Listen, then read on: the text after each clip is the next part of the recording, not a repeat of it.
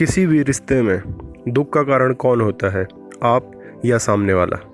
आपको लग रहा होगा सामने वाला, पर क्या आप सही सोच रहे हैं? जानने की कोशिश करते हैं मेरे इस वीडियो में। तो दोस्तों, ज़्यादा समय ना लेते हुए वीडियो शुरू करते हैं।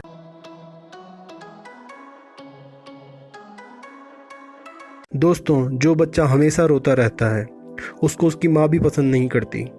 कई बार तो माँ यहाँ तक कह देती है कि इससे अच्छा ही होता कि तू मर जाता।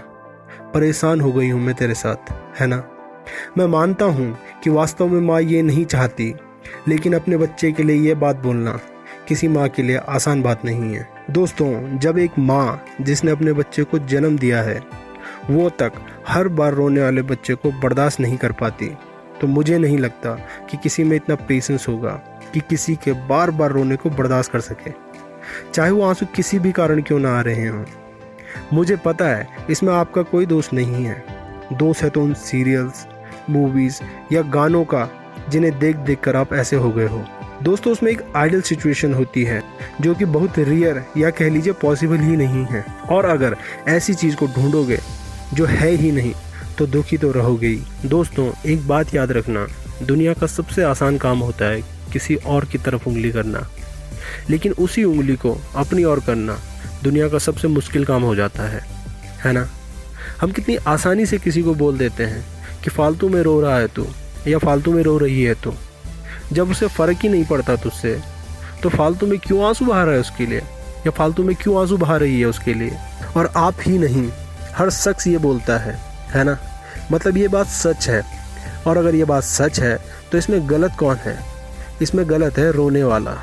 और फिर जब आपकी बारी आती है तो आप कह देते हो तू नहीं समझ सकता या तू नहीं समझ सकती, ऐसा ही कुछ बोलते हो आप। जबकि सच तो यह है कि सामने वाला सब समझ रहा होता है, लेकिन समझ में बात नहीं आ रही होती है तो वो आपके।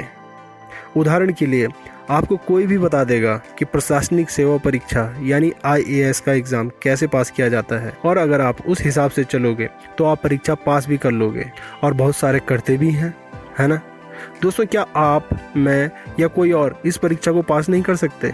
कर सकते हैं, लेकिन हमारी कमजोरियां हमें वो परीक्षा पास नहीं करने देती, और हम यहाँ तक कह देते हैं कि मेरे बस की बात नहीं है, जो कि एकदम सच नहीं है। दोस्तों, जिसे आप समझना कह रहे हो, माफ़ कीजिए, लेकिन मैं उसे बीमारी, लत, कमजोरी या आदत कहता हूँ। मुझे पता है कि आपको ये सुनकर अजीब सा लग रहा होगा, लेकिन इस समय ज़रूरत है तो उस उंगली को अपनी ओर करने की, क्योंकि अगर आपको अपनी कोई गलत आदत सुधारनी है तो पहले आपको मानना पड़ेगा कि वो आदत गलत है। उदाहरण के लिए, अगर एक शराबी को नहीं लगता कि शराब पीना गलत है तो वो शराब छोड़ने के बारे में सोचेगा ही क्यों, और अगर सोचेगा नहीं तो छोड़ेगा क्यों? ऐसे लोगों को वो सारे लोग अपने दुश्मन लगते हैं जो उन्हें शराब पीने से रोकना चाहते हैं, लेकिन इसका मतलब ये नहीं है कि शराब पीना सही है। उसी प्रकार जब आप इस स्थिति में होते हो तो आपको आपके सारे संबंधी, दोस्त, भाई, बहन सभी समझाते हैं कि ये गलत है, लेकिन आप उनसे कहते हो तू समझ नहीं सकता या तू समझ नहीं सकती। एक बार के लिए मान लेते हैं वो समझ नहीं सकते, पर क्या आप समझ पा रहे हो कि आपको इस समय क्या करना चाहिए? नहीं ना, आपको ये नहीं पता कि आपको इस समय क्या करना चाहिए, लेकिन ये सही से पता है कि जिसकी वजह से आपकी ये दशा हुई है उसको क्या करना चाहिए। और क्या वो शख्स वो कर रहा है जो आप चाहते हो? नहीं ना, तो मतलब आप हमेशा दुखी रहने वाले हो। सही कह रहा हूँ। और अगर इस दुख को ख़त्म करना है तो क्या करना होगा? तो वो करना होगा जो आपके आसपास के लोग कह रहे हैं। मुझे पता है ये मुश्किल है, लेकिन कोई दूसरा ऑप्शन भी तो नहीं है। दोस्तों, अगर आपको एक गिलास चाय में 10 चम्मच चीनी के दे दिए जाए तो आप क्या करोगे? फेंक दोगे उसे? क्या आप भी यही नहीं कर रहे हो? मैं तुझसे प्यार करता हूँ या प्यार करती हूँ, बात कर मुझसे, बार बार फ़ोन, मैसेज। दोस्तों, माफ़ कीजिए, लेकिन आप उसकी वजह से नहीं, वो आपकी वजह से परेशान है। आप ही के कारण उसको फ़ोन स्विच ऑफ भी करना पड़ता है, जो कि वो नहीं चाहता या चाहती। एक और उदाहरण से समझने की कोशिश करते हैं। आपका कोई फेवरेट एक्टर या एक्ट्रेस आपको पहले दिन कॉल करे तो आपको बहुत खुशी होगी, दूसरे दिन कॉल करे तो अच्छा लगेगा, लेकिन अगर डेली कॉल करता रहे तो एक दिन आप उससे इरिटेट हो जाओगे, और इसमें आपकी गलती नहीं है। क्या करें, ये ह्यूमन बिहेवियर है, मानव स्वभाव। आप ये आदत छोड़ के देखिए, वो शख्स फिर आपके क्लोज आना चाहेगा, और फिर हम कहते हैं अब उसे सबक सिखाऊंगी या सिखाऊंगा।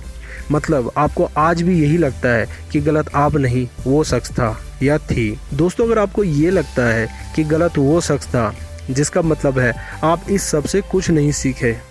मतलब आप दोबारा किसी को इजाज़त दोगे कि वो आपके साथ ये सब कुछ करे। और अगर आपको लगता है कि गलत आप थे, तो आप बहुत कुछ सीख चुके हो, जिसका मतलब है कि ना अब आप दुखी रहोगे और ना किसी को रहने दोगे।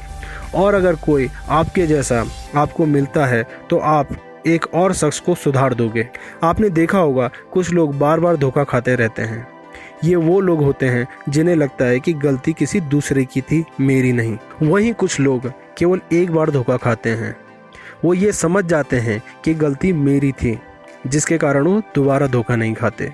तो मेरा मानना है कि हमें ऐसे लोगों को सबक नहीं सिखाना चाहिए, बल्कि थैंक्स बोलना चाहिए, क्योंकि उन्हीं के कारण हमारी लाइफ में एक बहुत बड़ा बदलाव आया है। तो इसी के साथ मैं अपने आज की वीडियो को समाप्त करता हूँ। अपना ध्यान रखिए। धन्यवाद।